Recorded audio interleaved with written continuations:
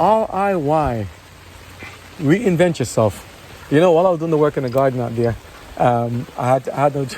I was like, I got stuck on some parts of the lumpy grass and the stuff, and the grass had overgrown. And my little push lawnmower is made for mostly like the short grass and short things, you know, not the big stuff. So like that little grass is workable, but big tall grass not workable. And again, that's according to the manufacturer. But reinvent yourself mean that sometimes, like you see, I'm trying to do a career change. Sometimes you may have to do a career change. You may have to kind of change your activities, change your stuff. And you know, many people, I've heard the average person moves about 11 times in their lifetime. I wonder how many jobs they have also in their lifetime. Sometimes the job may work with you 1 minute, and next thing they may change their mind. That you may work at their leisure, and their leisure has been up there, so we don't want you to work with them. The more they do, you don't know. We work with contract or non-contract. You know, we work remotely or in-house, you know, or in an office space or something. But the thing is that we have to kind of be able to be flexible enough to reinvent ourselves in the sense that, and when I say that, I also wish that we have the means, the education, the capital, and the exercise to do it. Because some places, they don't even have the higher learning places like high school and college and stuff, and they're doing just fine. They're self-sufficient. Look at the Amish and look at how they live, for instance, right? Other places, you have to, you know, go to school for almost like 30 years plus, and it's still a piece of work. It's like, but I want to go there to be able to get a job, to work, make money quick, and have a family and start working and earning and living, because we only live so long on the earth. God told us 70. Each score is 20 years roughly. 10 is 70. So the average person lifespan is usually about 70 right now, God said. So, you know, give or take, add everything all together. A few of them make 190 something here and there, but overall it's about close to 70. So when they say reinvent yourselves, we have to be willing to reinvent ourselves, meaning that do not be afraid to try. Do not be afraid to try to say, let me learn new things. And because of the technology, thankfully today, it have gotten a little bit easier where we can actually go and do apps for this and app for that. And again, as God said, no new things under the sun. People still have to be working. People still have to do jobs, have to be functional, have to be participants to do of a great cause, whether it's in construction or maintenance or architecture or healthcare or the field or pharmaceuticals or maintenance, you know, HVAC, plumbing, all that stuff. We need jobs. We need to do things. Or cutting grass, lawnmower, land care, concrete, pouring, all these things. We need stuff. Pool maintenance, roofing, all those things. So you may have to change it up a little bit. So it's never too hard to try. You know, and they said sometimes you never know how much you could have succeeded unless you tried. But some people like to work for other people. Some people like to work for themselves. Some people like to experience it. And if we had the money, we could say, hey, we can do what we want every time we want. But you're not always the case. But again, you find a niche where you see there's a need, and you try to see if you can help fill it. So we should be servants of others in the sense that, let me try to help you, as God said. Try to think of other people's matters. What can I do to help you to make your job better? That's my job. What can I possibly do with that occupation to make your life better? I had people saying they can buy groceries for you and shop for you and do things for you. They want to do that. What can I do in a particular job or field to make your life easier? I can help you to be handy. I can be a handyman. I can do your lawn care. I can do the grass. I can do the maintenance. I can drop your kids. I can be a nanny. I can be a teacher. I can be a public official. I can be a data processor, minor, IT, you know, whatever it is. But do an honest day's work and an honest activity and be willing to change a bit.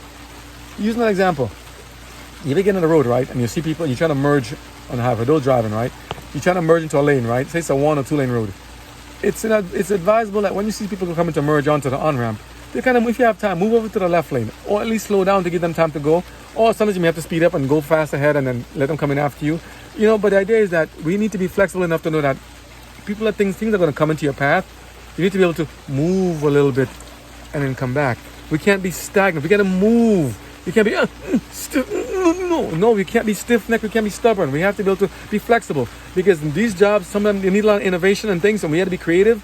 And humans, listen, you've done so much creative things. I've seen you guys with dance moves, with jokes, with activities, with building, with structures. I mean, nanotech. Look at this phone right now. It's this size, this thing. All it came through the cameras, and it's like, you know, I know it's there, but it's like they can do so many things now that they couldn't have done before. Drones in the sky, up in space, going here and there. Lots of interest in technology, and humans. We are very innovative. We are very creative. We can do many great things for God's name and honor and glory. We can do things to help to provide for our families and friends. And if you do a good job, and you like it, and you work hard at it, prayerfully somebody will appreciate it. Handwork, hand carvings, you know, plaster, teaching, art, all that stuff, everything comes into play. That's why you see a variety of videos I make here. I can't make one of everything, but I'm trying by the grace of God to make stuff that people can apply, can like, and it's free, right? Thank God, thank you, YouTube, for letting it go through free. Thank you. And I'm always talking about social media companies, messing stuff up and blocking us. But they're actually doing a good service by letting us put this and speak on a platform, and I didn't have to pay for it. Thank you. I appreciate that. I do. I appreciate that. And again, this was not made possible before you had to go, maybe door to door, yell on the house top, yell, scream, travel from country to country, take long trips and cruises. Now look how much technology we have. Look at technology, from boats and sails to steam, then to oil and industrial stuff and locomotive and power and now electric. There are a lot of things we have done and can still do. So let God continue to help us. Let God be the one to help us innovate. Let's trust in Him and seek Him.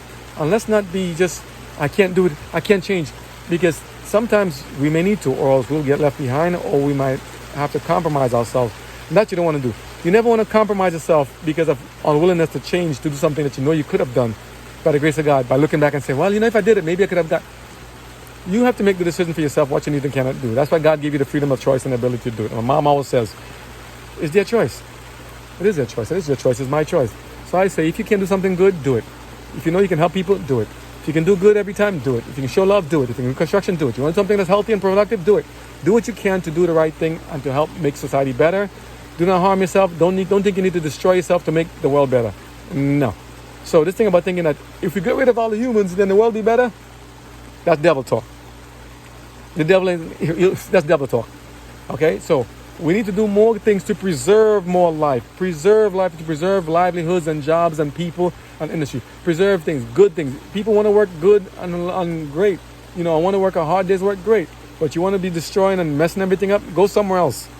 Okay? You need to work here. You need to go somewhere else. If you want to work together and do things and build society up, make it stronger and better, healthier and more functional without compromising anyone's freedoms and liberties, sure, we'll work together. But you want to take life and be wicked and bad, go away. Bad people go away. Good people stay. Okay? So God bless you all. I'll try to upload these videos as soon as possible. And thank you guys for the time you take to watch these. Upload, share, like them. Just communicate. Let me know what you're thinking about them. I can't respond to all your comments right away, but I see them. And other people tell me, did you see this word? Did you see what they said when they said? I'm like, oh, for real? God bless them. And most of the time I hear a lot of positive reviews and people are saying they're grateful. Some people are saying, question mark, what? They don't understand. I'm talking riddles. Sometimes I have to, because we live in such a time. Plus, if you look at the shorts are often like trailers to bigger things. So when you see the shorts, like, what is he trying to say? I give pictures and slideshows of different things I want to talk about later on, or videos to come, or videos that already are up there. So if you see them, take a look to the channel and see what else is there. Go to the icon that shows the person name, I keeping it real. Go there, click on it, and say what else is there. Videos. I'm trying to make a playlist of them too, but they come out so fast you can't even get to them yet. But in time. But take a look and see if you like something there, okay? God bless you all. Thank you for your time always. I know it takes time to watch these things and you give a lot, but I appreciate it. I'm not taking it for granted. You are worth it. God's worth it. Everybody's worth it. Love you guys. And as the rain is coming, these are what we call showers of blessing. Showers of blessing. Showers of blessing coming down. Showers of blessing. God has designed for us to have here. So it can cool my feet off, cool the place off, cool the temperature down so we're going to roast them and burn it up here. Give the plants some nice drink, water for the plants. I use the water later to give the plants also. I help them to grow. We need it. And we need plants. We need trees to give us to eat up the carbon dioxide and to give us more food. So here's another thing. If you get rid of carbon dioxide, you get rid of oxygen. And if you get rid of oxygen, you get rid of yourselves. Myself. So if there's no us, there's no trees. If there's no trees, there's no us.